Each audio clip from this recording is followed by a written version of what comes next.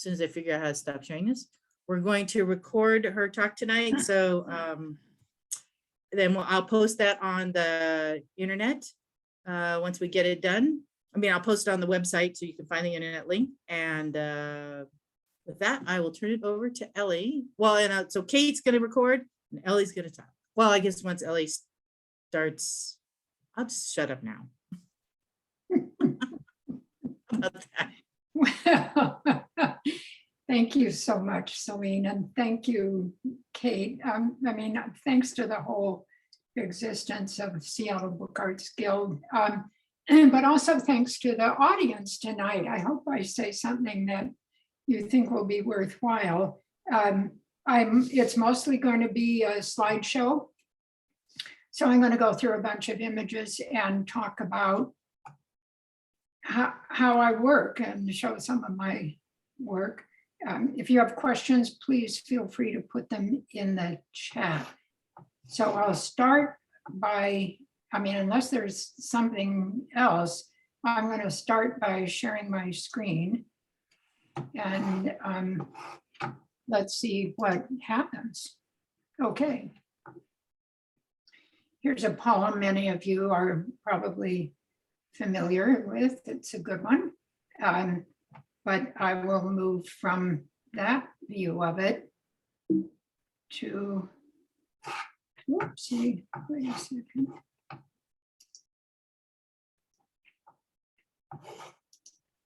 To this one. When we're talking about poetry broadsides, of course, we're focused on the poem itself, but as the designer of broadsides, these are the parts I'm also interested in. I mean, obviously, I'm interested in the body of the poem. That's what the whole thing is about. But look at all these things we get to work with. Now, we don't get all these graphic elements every time there's poem to print, but these are the sorts of things you might expect to be able to use as background to the poem. Obviously a title, although there's not always a title, an author. I consider the initial cap to be territory for me to, as kind of at my option, whether I want to feature that first letter. Whether there's a graphic element or an illustration, that's an option. And there's also often a citation of some sort or a press mark. My process is that I start the design on my screen, trying to match what I have in metal, if I'm going to be working in letterpress, to what I can show somebody maybe in a PDF from working on the screen. My first step, and I don't know if I should apologize for how weird this sounds. I let the body of the poem find its place on the page. I'm often asked to design toward a stock ready-made picture frame size. So I sometimes have a ratio or a dimension to work with. But the poem itself, whatever the poem is going to have shape, density, and texture.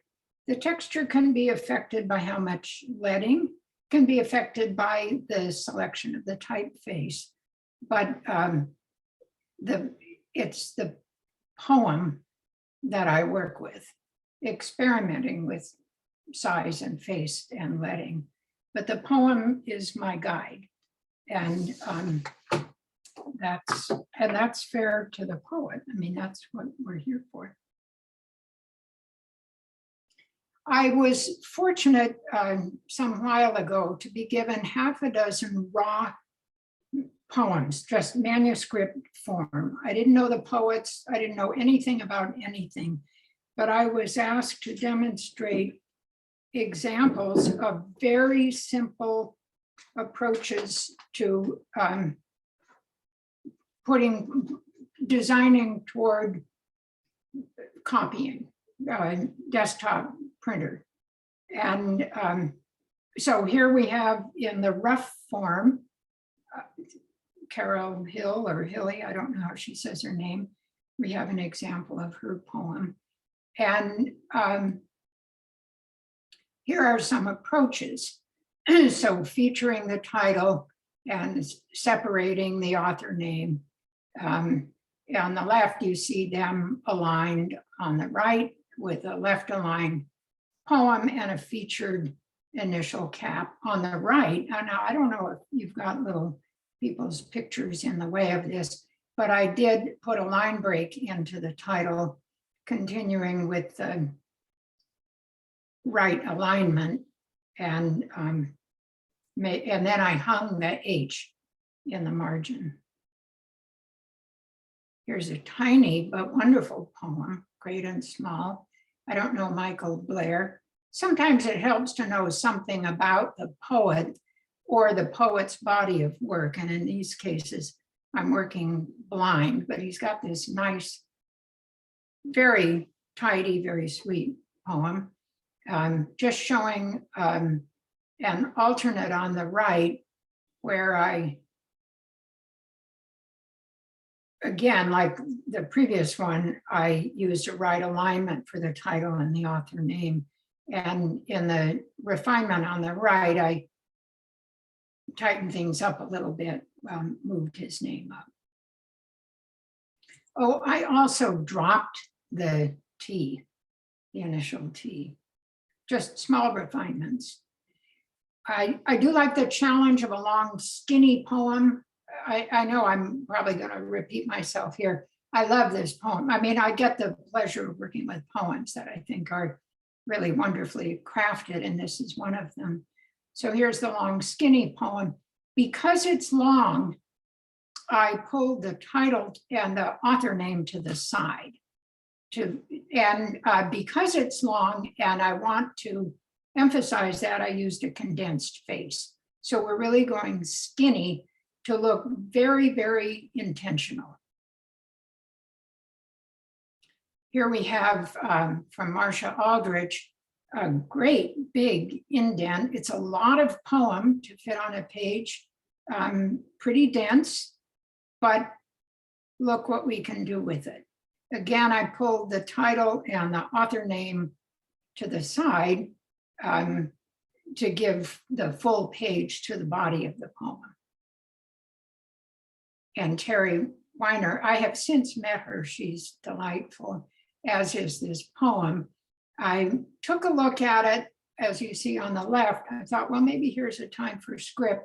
I think it's way too much script, so I refined it to sans serif and left her name in script. And then Kelly Russell Agaddon, a very accomplished local poet. Again, a fairly long, fairly dense poem with some pretty generous indents. I also, at this point, notice I'm going to need something with a good-looking italic. She has a couple of words in italic. I'm also going to need a couple of M dashes, and setting things in metal, that's a challenge for some of us. We don't have endless supplies of M dashes. And there we have a solution that could become a first proposal if I were working with Kelly Russell Agaddon or her publisher.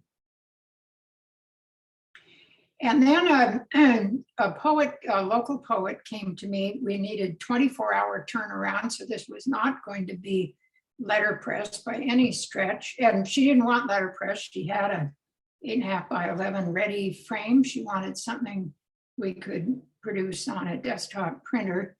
And I showed her, I think I showed her 3 solutions. We're looking at 2 of them. Very just classic treatment on the left, and a little bit more daring to tilt the title on the right. I will sometimes suggest to someone an inclusion like what you see on the left, if you can read it, written on the occasion of, et cetera, et cetera. That was my suggestion. And because she liked the suggestion, she went with the whole design on the left. And if I were to take this out to the shop and set it in metal, of course, I'd want to remind myself of what the faces are and what the size is and the spacing is. I usually present to a client or a poet a variety of solutions. So here we have 2 languages, and the Chinese, of course, is a lot of fun to work with because it's just so graphic looking and interesting. I didn't know, this was work for Copper Canyon Press in Port Townsend. I didn't know if they'd want something botanical or brushy to go with the brushiness of Chinese characters, or whether to feature the characters themselves, as you see in the bottom right.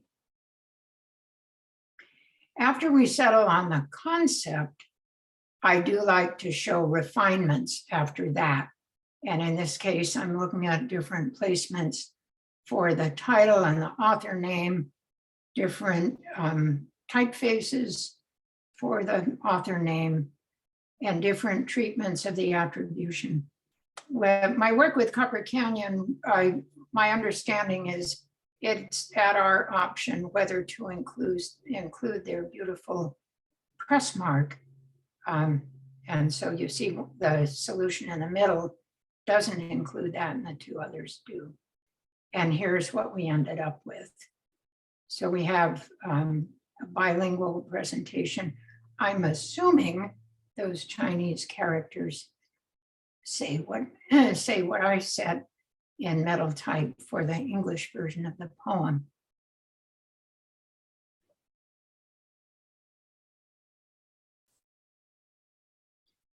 Now here's a poem with, not only does it not have a title, its first line leads into the poem itself.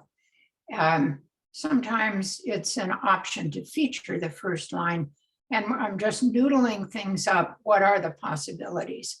I think the 2 on the left with any, in the first line, any common desolation, is a little bit misleading. And the final proposal, I said, look, we've got a perfectly good poem here. Let's just fill the page with it. We don't need to fool around with any complications.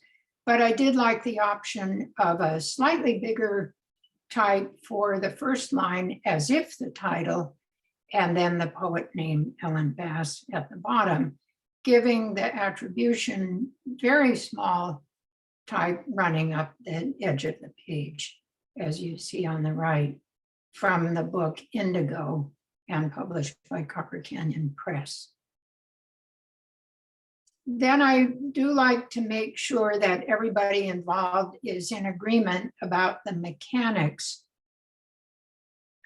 of how things are going to come together, specifically the paper selection, and if anybody's nervous about it, what the actual color selections are going to be. This poem printed beautifully. I put it on, what's that nice cotton? Nina cotton, which is harder to get now, but they make a very pretty gray, and that's what I used in this case. Of course, it was 3 runs. I mean, it's 3 colors, is 3 impressions. I think I made 100 of these. Another poem whose first line serves more or less as the title. I mean, the poem came to me without a title. And not only that, she doesn't have any caps. So there was very little to work with here. Nevertheless, I think that great big beautiful G works well.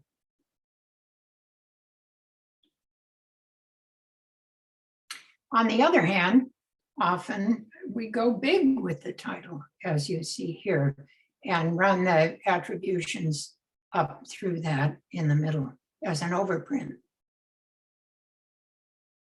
Again, with no title. This is a translated a poem from the Chinese translated by Sam Hamill, who was a founder of Copper Canyon Press years ago. It's a beautiful poem. I'd like to point out I often work from photographs.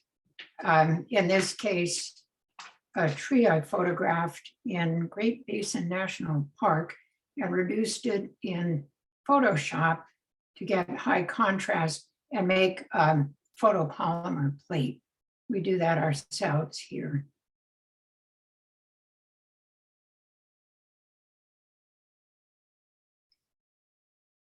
I wouldn't ordinarily take charge of the alignment of a poem. In this case, it worked out to align the poem on the right. I'll say a little bit more about that as we go along. Again, I'm working from a photograph. You see the measuring cup I worked with in the picture on the right, and you see the form of the type as it was set up. I took maybe 40 quick shots of the cup, selected one from the 40, worked it over in Photoshop, and then in Illustrator added a fuzzy rule. I worked directly with the poet, Terry Martin, on this piece, and she and I had fun, I guess I'll say, going back and forth by PDF and email of which H we were going to use for the initial cap. I look at it now and just kind of want to scoot it a little closer to the, well, I won't go into that. There's no sense looking back. But she was pleased and I was pleased. And so there we are on that. This was a project for the Kubota Garden Foundation. The first line is the title, as we've had a series of those. The poem is written as a letter, and that inspired me to use a big swooshy script. This is a digital typeface called Marcel from P22. And there's sort of an interesting typeface taken from somebody's actual penmanship. Pamela Porter developed the typeface and in fact wrote a book about developing the typeface. It's just kind of a fascinating thing to think about. But on the poem itself, Elizabeth Austin provided very deep indents, which I loved keeping. I think it adds a lot of graphic interest. And when I first looked at the poem, again, as I mentioned earlier, I'm noticing I'm going to need something with a good italic. You see 1, 2, 3, 4 lines that include italic in addition to the Roman. The branch is from a photograph I took in the Kubota Garden. It's a city park in Seattle. I went I'll just say that I don't pretend to be a great photographer. The conditions were horrible. It was a cloudy day in December, but I found this branch of Madrona reaching for the light and worked with that and made a photopolymer. I'd like to introduce the concept of recipe broadsides. I've made a few. I'll just say there was a practical aspect to printing this because I make scones often, and for whatever reason, I can't seem to commit the recipe to memory. So I wanted something to frame and put up over the counter where I do my baking. You see a repeat of that same measuring cup. You've got a half hour. Couple more recipe broadsides. The one on the left for Sunday morning soda bread took me on a trip to New York City where I cooked in the Good Housekeeping kitchen. That was a bit of a thrill. And the one on the right had some very nice results also. And there you see the form. I have the advantage as the author of these things, I have the advantage of being able to manage the justification by determining when I'll use all caps, when I use an abbreviation, and when I use a compatible italic.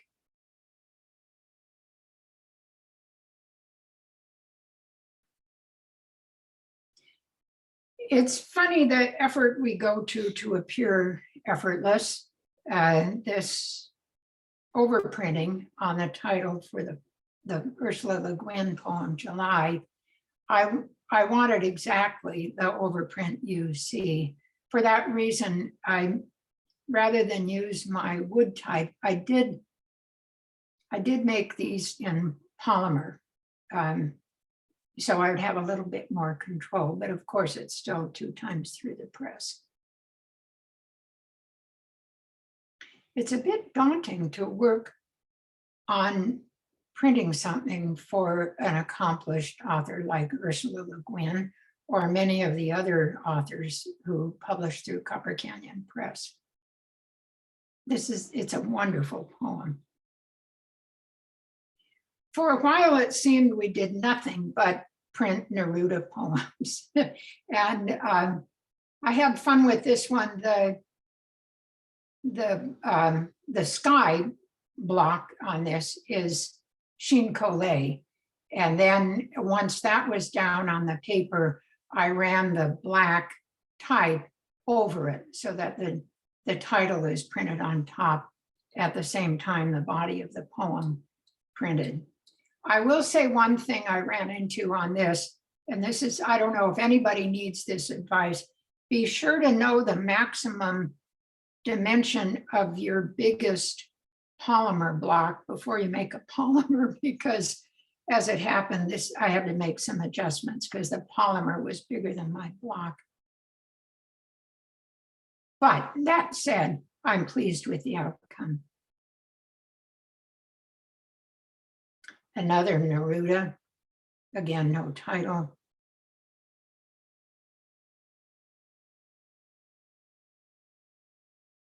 And then there was a Neruda series for Copper Canyon. We had 2 skinny poems and 1 wide to design as a series. So here's one of the thin ones, and there are the 3, distinguished by the color we used.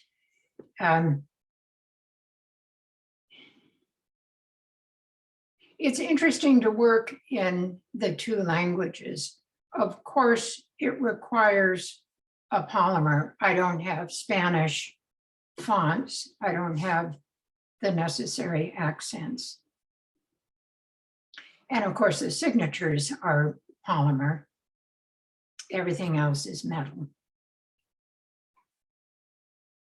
When designing a series, of course, it's necessary to look at the smallest, shortest, narrowest, and the widest, longest to make sure everything will fit and make sense.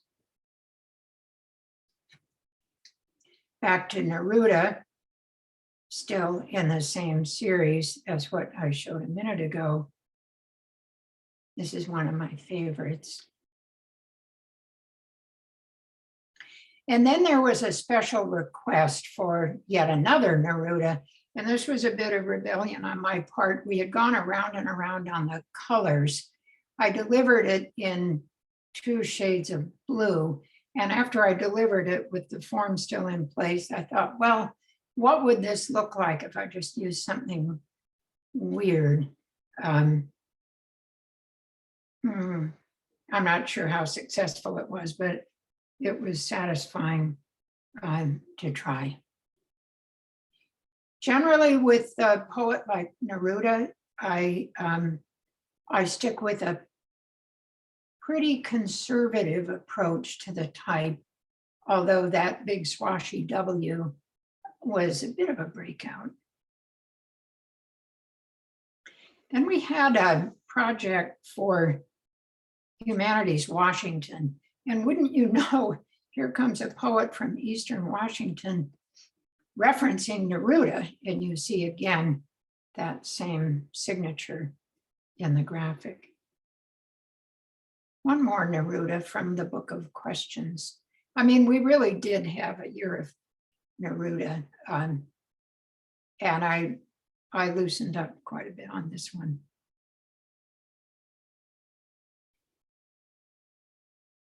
I do sometimes recommend a graphic element, as you see here. And in the case of the moth, I added a suggestion of its flight path enhanced in Adobe Illustrator. Or in the case of Ted Kooser, a really magnificent poet, the poem is about handwriting. And the suggestion of this very loose, swashy graphic element at the bottom was accepted for the print.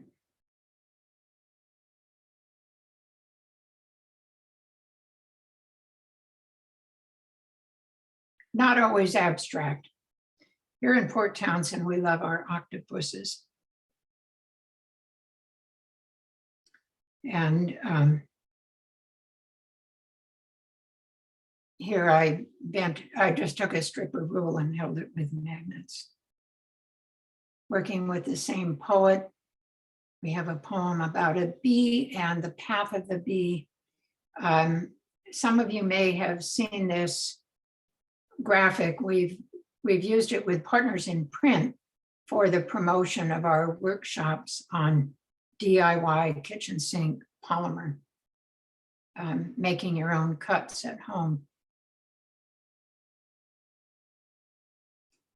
And by the way, the yellow is in a polymer printed as you would print a polymer on our Vandercook, but the yellow in the body of the bee is pencil. This is a very short, this is an edition of 12 plus some artist proofs, and hardly took any. I mean, if I were making 400 of these, I might not be inclined to pencil in all those little yellow bits, but it was a short run. For the same client, another recent piece. Here I've combined, I think 9 unrelated haiku of a local poet who sticks primarily to haiku. And in this case, I used a hand-me-down cut from Copper Canyon, that beautiful grass, thanks to Cheryl Merrill, who I believe was the originator of that grass some years ago. And again, 4 unrelated, very short poems, but printed together. One of which I'm nuts about, the last one. This one, Dogwood in Bloom, is all the spring I need.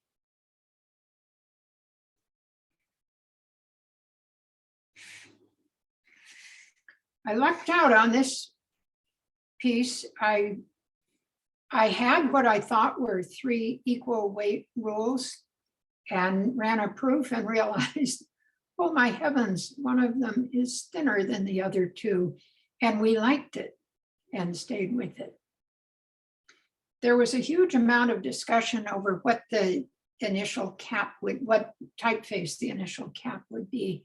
And who would imagine we'd end up using swing of all things in the both in the title and as the initial cap, but everybody involved seemed to think that it was a valid solution. A local poet bought time at the press in a benefit auction, and he and I worked together to set his poem. It was kind of fun to have somebody with his own ideas kind of at my side and trying different things until he was satisfied with the outcome. I do like occasional use of Newport, the title here and the S in the first word. Then there was a friend who helped us move our heavy press, and I thanked him by printing one of his poems. I would not do this kind of indenting without the poet or the poet's publisher giving the say-so. My feeling with a poem, you do not change the alignment. If the poet gives me something flush right, I print it flush right. If it's centered, which is pretty rare, I print the lines centered.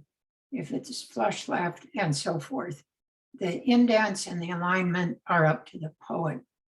Unless you're working directly with the poet or the poet's publisher, who is free to, if they have the freedom to give the permission. But in this case, the poet was part of my process, and he gave the go-ahead. The reason it wouldn't be up to me as the designer is that it gives a slight interpretation to the lines of the poem, and I think that's not my territory to work with. The river element, blind debossed, was cut in high density plastic. And then the paper, of course, was dampened to accept that deep deboss. Originally, we were to have had the colophon nestled in the oxbow of the river, and for various reasons at the last minute had to change that, and just went ahead and ran the colophon right over the river, which turned out to work okay. With W.S. Merwin, I think a really classic typography is called for. One great thing about setting Merwin poetry, he never used punctuation, and that makes it easy. Another Merwin, again, no punctuation. Classic treatment.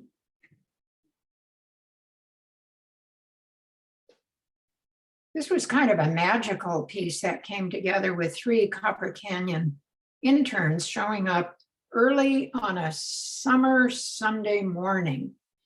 And we already had the poem selected. I had the type set.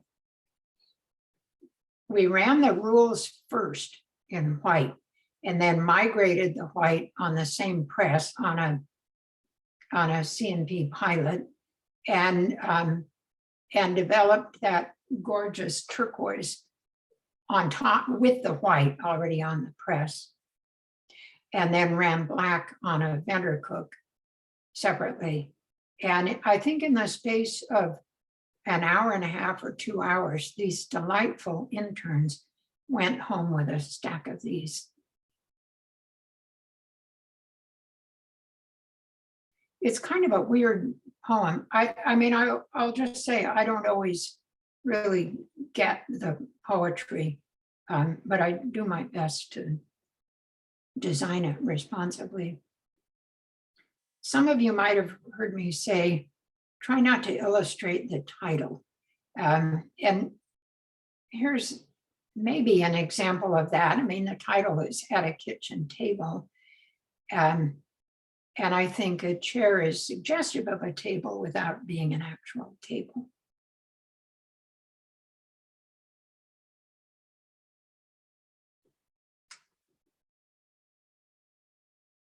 I like to be invited to make this selection of a poem. So it's not unusual for somebody from Copper Canyon Press to come to me with a book manuscript and ask me for a recommendation of which poem from the book to feature. Wow, did that ever work well in this case? This is just a fabulous, this might be one of well, I don't want to say it's the most favorite poem I've ever printed, but I'm just nuts about this poem. So it was a real pleasure to work on.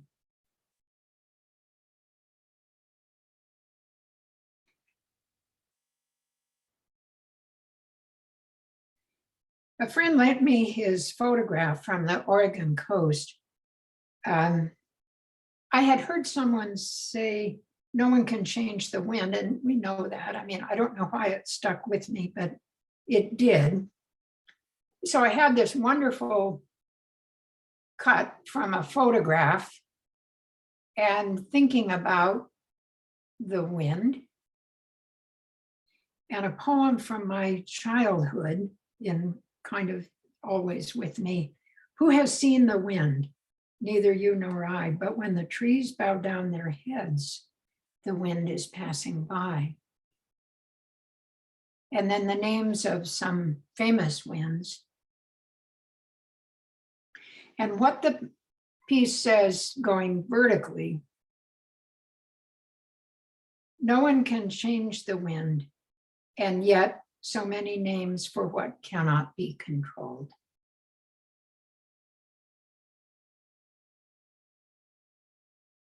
When your doctor is a poet, one way to thank him is to make him some broadsides. What I love about the poem is that he talks about 4 Stellar's jays being up to no good.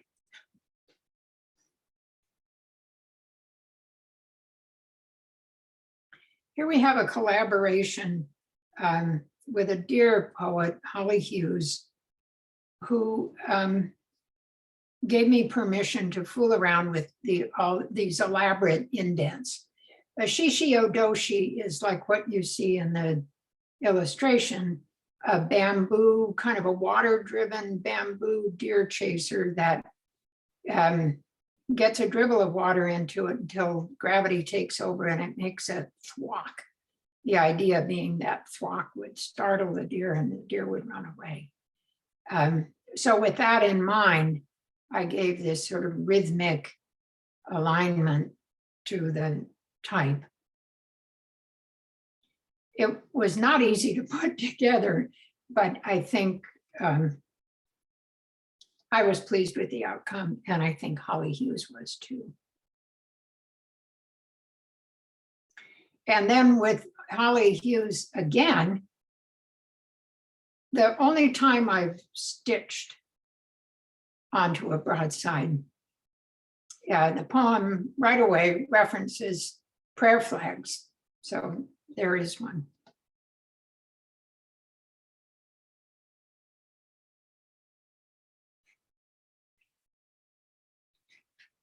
Another poem whose first line serves as the title, and then we actually duplicated. So we have it as if the title and then as the first line. That's a drawer cap, again from P22, like the typeface I mentioned earlier, the script. 2-color. Well, here I did it in 1 color. Later we'll see it as 2-color. This poem had such an impact on me, as I'm sure it does on others who read it, that I propose that we have nothing on the page except the poem itself. No attribution, no fooling around. My initial thought, because the last line is very powerful, is that I would print the last line in red, but right away realized that would draw attention to the last line right away. And so what I did was make a gradient. It was a bit tricky because the oscillating roller on a Vandercook wants to blend color, and I wanted the red at the bottom of the lines to be without blending. But we did it, we got 100 made. Here's another Merwin, big swashy Y. This was fun. I did propose, as I mentioned earlier, I usually propose 3 or more solutions. I was not going to show this solution because Jim Harrison did not say the part you see in gray. I said that. And I thought, holy smokes, who am I to fool around with Jim Harrison? And yet the editor was quick to adopt it. It is, with one minor change, an inversion of the statement in red, and was kind of fun to print. Now we're with the Prime Minister of England extolling the virtues of tea drinking. That's actually three polymers here: the mug, the big eye, and the steam is a separate polymer. More about tea. A commission for a small print made in memory of Barry Lopez. 10 minutes to 8. Hmm? 10 to 8. An excerpt. Judith Kitchen was a poet and a prose writer. Here I wanted to see what I could do without any word space. Simply indicate the word spaces with a change of color.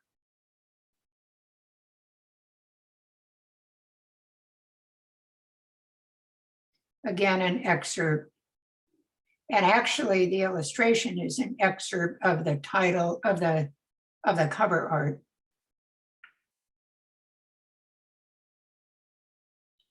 A long quote from Annie Dillard, and I pulled out the part that I thought was the essence of the message, right as if you were dying.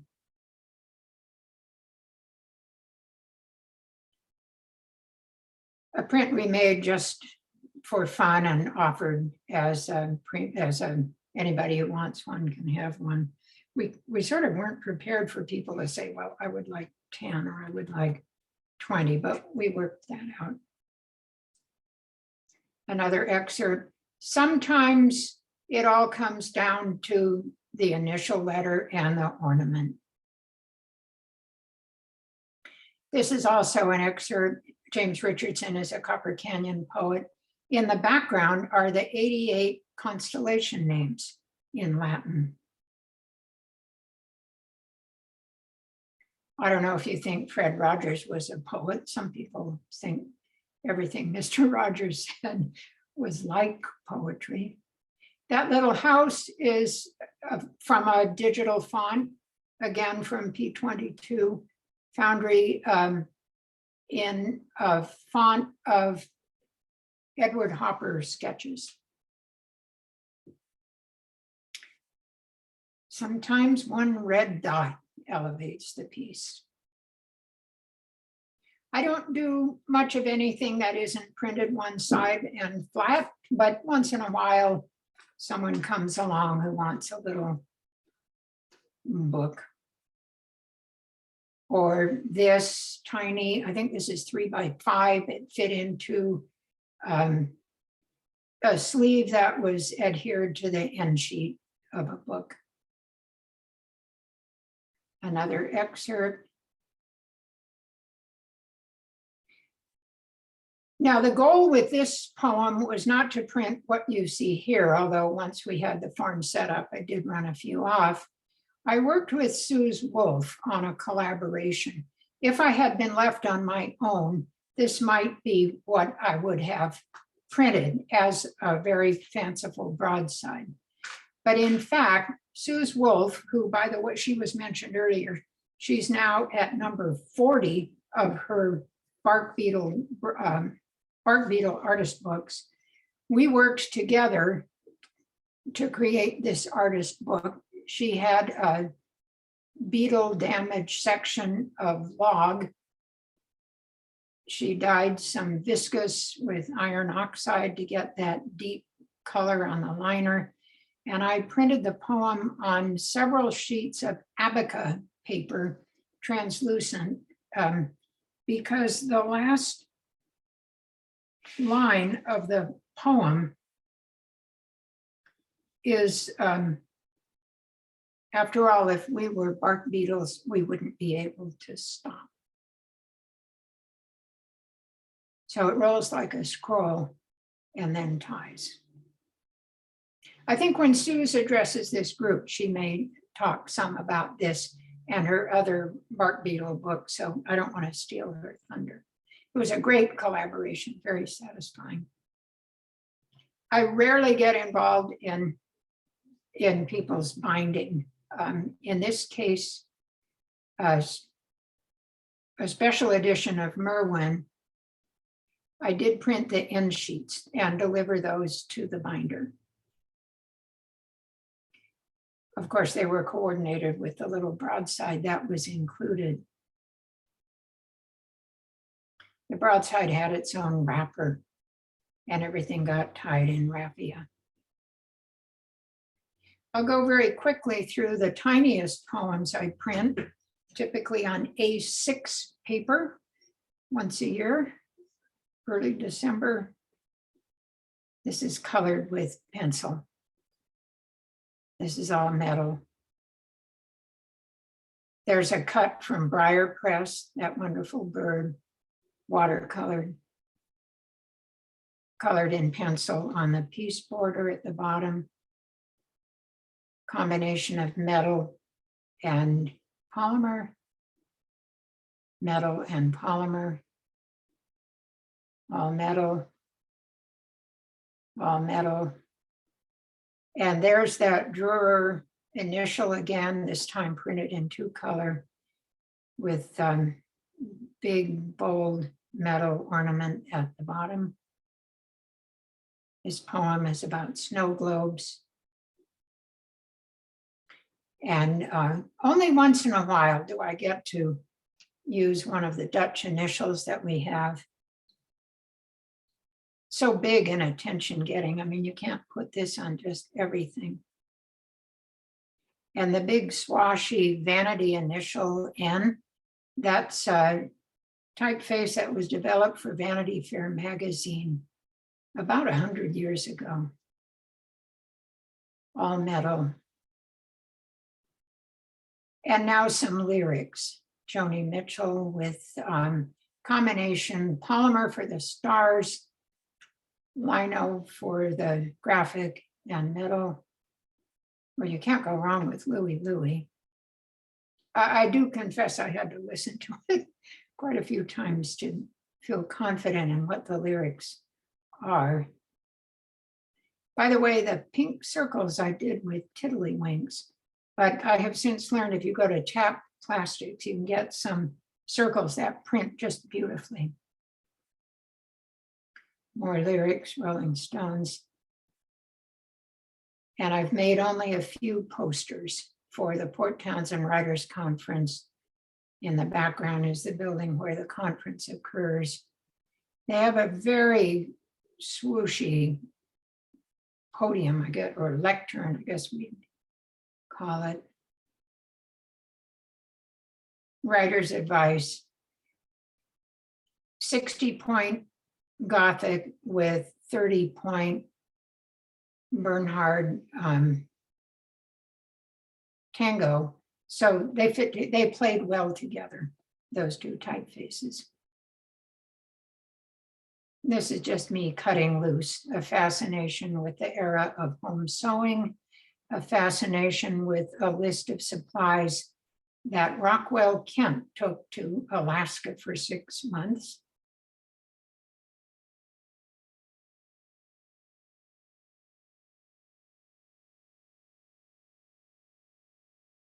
I love that alphabet. I want to call attention to two other work by two other people that I admire. I don't know who the designer is. It just says Turtle Silk Press on the back of this. I found this in a bin at the San Jose Print Fair a couple of years ago. I think it's very smart what the designer did with the overprint and the color block. If it were Joe Dokes, I don't think it would work. But the fact that it's a very recognizable poet name is, I think, very successful with the elements tied together by the name. And here, more locally, I was in a group of printers working on poets for a collection, and Jane Suchan, who is a fine printer, with permission of the poet's publisher, Copper Canyon in this case, she made a magnificent indent of the lines of the poem. The poem is about a recollection of the poet's grandmother washing dishes. I think the selection of the plate and the fact that she bled the plate off the edge is just brilliant. It captures, to me, the essence of the poem without hitting you over the head. So that's where I'm going to close, but with a quick, I have a 2-minute video. There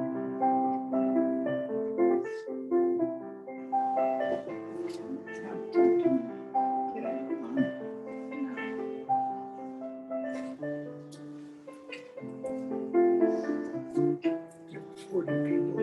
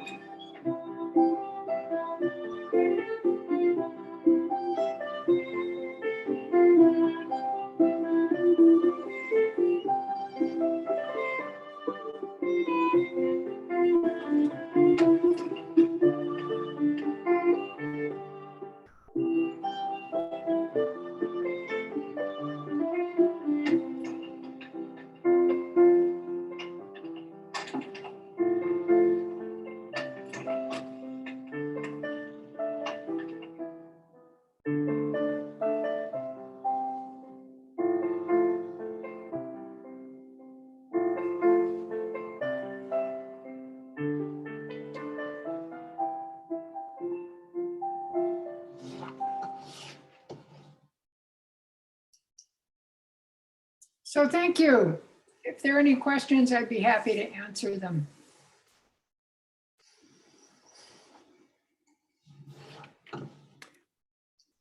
I have a couple of questions. If there's nobody, I always have questions.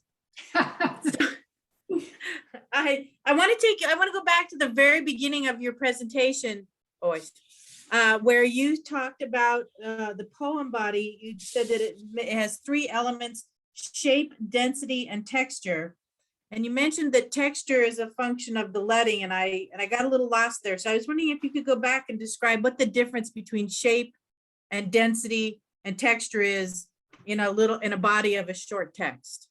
Oh, that sounds pretty scientific. I didn't mean to imply that the leading is going to create texture. I mean, it's just part of the texture.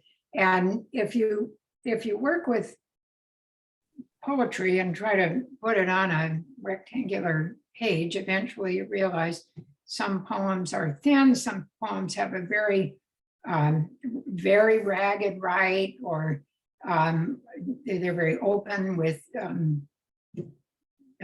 lots of variability in the line length. You just start to realize that every poem has a shape and a look It's either very dense or very open or irregular, deep indents. I hope I'm not disappointing you. I don't have a formula. So that was more of a general feeling about the poem rather than a specific, this is what density is, this is what texture is, this is what Oh. shape is.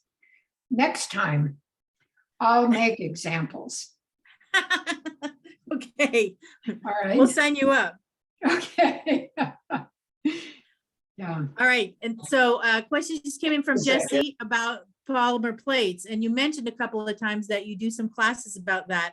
And so why don't you talk about where you're doing your teaching about polymer plate, photopolymer? We have taught in-person workshops at the Bainbridge Artisan Resource Network on Bainbridge Island. More recently, we have taught by Zoom a couple of times through Partners in Print in Seattle, a fabulous organization that grew out of the School of Visual Concepts. Just a wonderful group of printers who offer what they call long distance letterpress. And I mean, you get to look over the shoulder of people all over the country who are doing interesting work in letterpress. Well, we were fortunate that we offered a couple of times a Zoom on what our method is for making polymer plates. One of the reasons we make them at home is that, as you may have noticed in the examples I showed, most of our graphics are quite small and it never adds up to minimum order from Boxcar or any other organization that makes plates commercially. So it's really the only kind of realistic way to work. And I don't want to take up too much time talking about how great it is to be able to make our own polymers, but it is pretty good. Mary asked about the selection, how you select the poem. How do you decide which individual poems you're going to print? Oh, interesting. All from a poet or the publisher, or can individuals commission a particular poem? Yeah, that's interesting. Well, I do have some, I guess I'll say, opinions on what I think somebody would want to put in a frame and hang up where people would see the poem. I generally like to stay away from blood and misery, just because the idea being, if you're going to put this in a frame and invite people to look at it, how many times do you want to be reminded of somebody's misery or horrible? I mean, there are plenty of poems that are very dark, and I don't mean to dismiss them, but,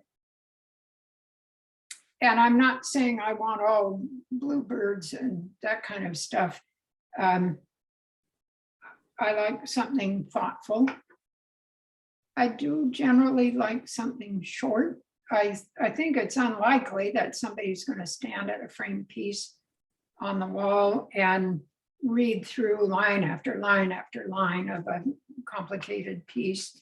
The poem called Warbler, I don't know, I think it's about 10 or a dozen short lines. It flows, it has depth, it has meaning, it makes sense, it's understandable, it's not enigmatic or weird. But from a practical standpoint, I generally try to guide people away from anything big and dense. And by that, I just mean typographically dense. Easy to approach. I mean, I don't know if I make any sense, but, and somewhere in there, we just frankly get my opinion. Personal preference. Yeah. But Now, I was interested about how much you talked about going back and forth with the publisher or the poet on the style, like, you know, do you want a big W or a little W, or you want the name up or the name down? I mean, you showed several examples that you went back and forth. You do that all on the computer first? You're not setting all those independently, right? No, that's all at the PDF stage. And Thank you for so asking that. you try to represent in PDF what you have in metal type? Like, oh, I guess you can always make a photopolymer plate of the text, like on the Spanish ones for Neruda, right? Well, it's a combination of things. I try to match digital fonts to what I have in metal. Mhm. And occasionally there's something I have in metal that's just not going to match. Let's say I'm doing something in that big ornamented Dutch initial. I would take a proof of that and scan it and incorporate it in a PDF if it's something I wanted to suggest using. Oh, right. So that's not out of the question to do a kind of a combo. It's so practical. I mean, there's a poet in Seattle I've worked for a couple of times. I've never even met him. Everything is back and forth in emails. I do try to remember to tell somebody ahead, there will be slight changes. I mean, the letter spacing in metal has its own qualities. Anything in digital type is going to have automated letter spacing and kerning. Well, you don't have that in metal. So I do try to give a little bit of a disclaimer up front that there's going to be a shift in spacing. Mhm. But like the Drewer initials, well, that's digital anyway. So that's easy to drop into a PDF. Mhm.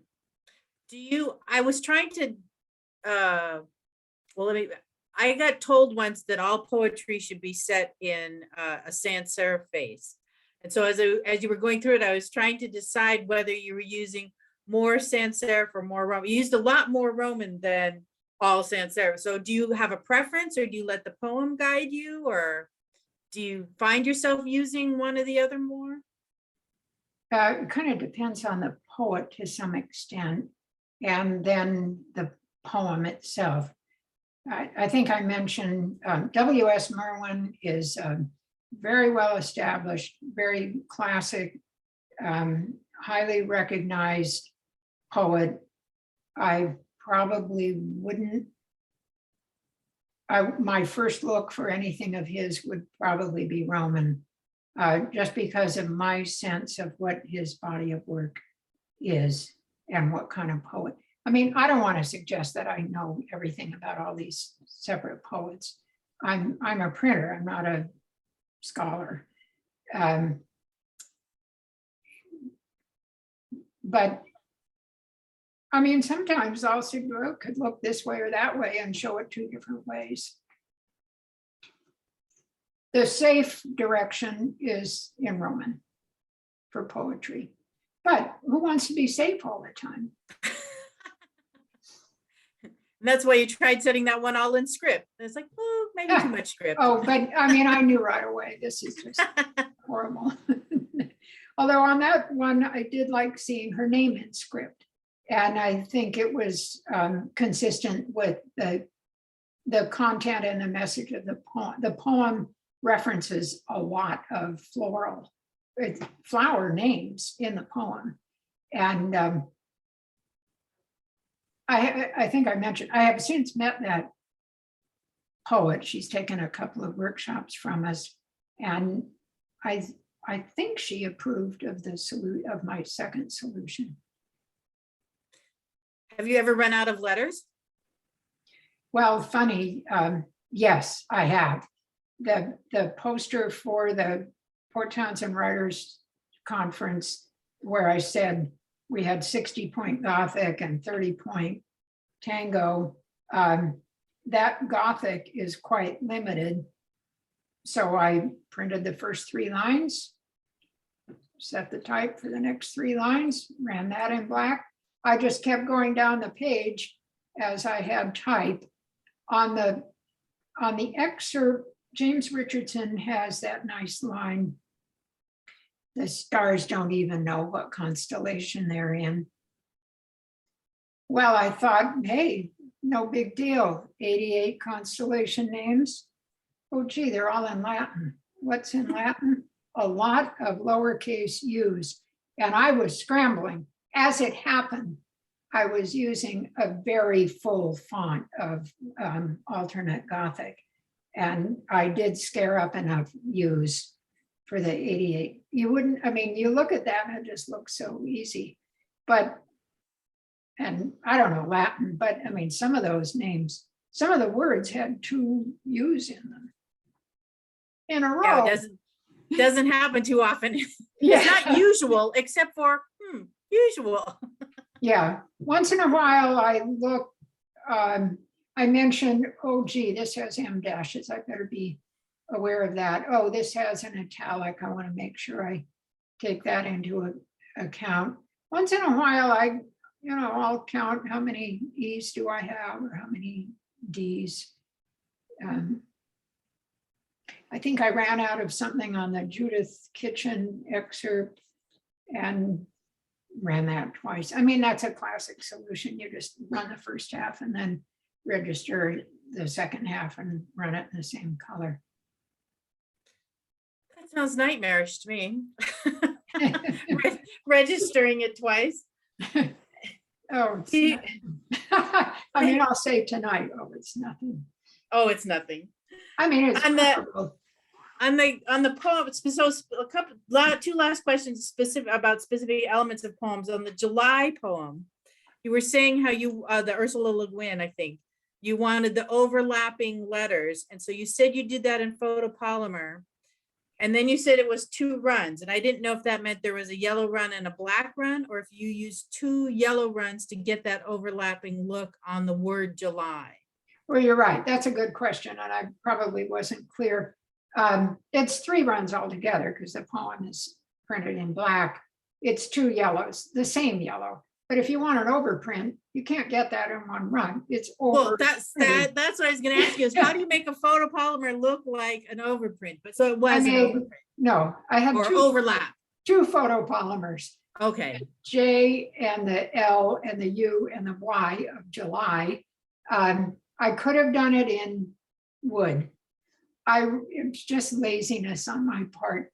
I didn't want to fool around with getting the positioning the way I had seen it. And this is a danger of working on the screen where I have exact control of where the overprint is going to be in my software.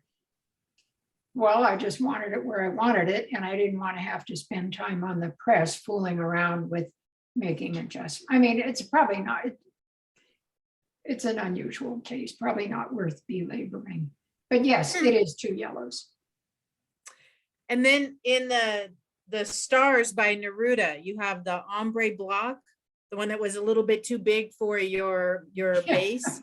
I don't know why I'm telling on myself with all this stuff, but yeah, I got to the press and I thought, oh, gee, this is like 1/3 of an inch bigger than my polymer base. We worked it out. I don't even remember. We might have ended up mounting it on MDF and then packing it to build it up to type high. I don't remember what my solution was, but since then, I do try to make it a point to be Check. realistic. Well, so on the ombre, was that a more than 1 print, or how did you change that density of print? I mean, from dark to light, did you have to run it through more than 1 time, or? No, and actually quite a few of the examples I showed have a color gradient. I did just do one where I ran the body of the poem in black straight away. It just went directly head first into the Vandercook. But then I had a color gradient that I had to run sideways, and kind of poor planning on my part, although the outcome was good and it wasn't tight registration, so I had some latitude. So is the gradient something you can do on the Vandercook, or is that a photopolymer solution? It was a gradient on a photopolymer. Oh, so I guess I should take your photopolymer class to learn how to do that. It's Well, what you're. Come up to the shop someday. Right. Well, that's all of the questions I have. Is anybody, I haven't seen any other questions come through. Anybody else have anything? You can shout it out or put it in the chat. Nope, good, I hear nothing. thank you. All right. Well, I think I think that concludes our evening. I will take this off so you can I want to thank you, Ellie, for such an interesting and beautiful presentation, and thank you for letting us record it, because you whizzed past some of those poems while I was reading them, and I was, wait, I want to finish reading that one. So now I can go back to the video and read them a little more slowly, because I really enjoy the, I guess I enjoyed how the broadside brings out the poem, you know, without overemphasizing. Like you said, you wanted to be careful not to emphasize the lines inappropriately, like the red line on that one. You made it a gradient rather than just straight red, so that it just I don't know, it brings gravitas to the photo, I mean to the poem. So I'm Thank really you. looking forward to looking at those. Thank And you. I will say, for those that want to get even more into the poetry, there are many of her broadsides on their website. And so you can just, not that I might have spent hours just reading through one broadside after another, but they're really gorgeous and really fun to look at. So thank you for talking Thank about your you. process. That was really interesting to hear. And I will say, if anybody has follow-up questions about specific examples, or I don't know any of it, please don't be shy about contacting us through our website. I mean, I don't know, I can't make any promises, but if there's a quick clarification or whatever, I'm not opposed to a follow-up email. All right, great. And I know your email. I'm almost positive that your website address is in the Book Arts Guild announcement, and if it's not, I'll put it there when we put in the link to the video. So, Okay, good. Thank you. Yeah, Great. It's a nice site, very visual, lots of great examples of what Ellie and Carl have been working on. So it's fun to look at. And as she said, she'll take your questions. So Good. thank you very much. All right. And I think we'll just call it a wrap, unless there's anybody else has anything to say. I don't hear or see anything. I see some clapping, so I will pass that applause on to you as well. And thank you, Ellie, and thank Carl for his help as well. Yes. Good night, everyone. Okay. And we stay tuned for an in-person event. And then also, as we know, we'll just, anything comes out on the email. When I know it, you'll know it. So thank you all, and good night.